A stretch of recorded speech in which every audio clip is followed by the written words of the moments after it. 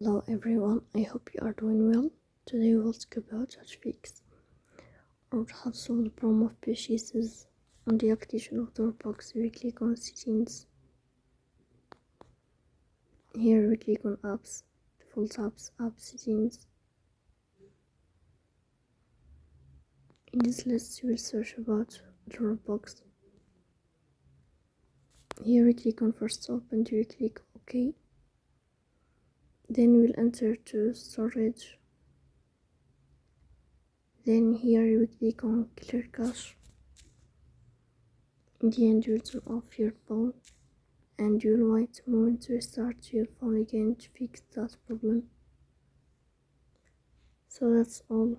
Don't forget to support us by like and subscribe. See you next time in another video, and thank you for your watching and your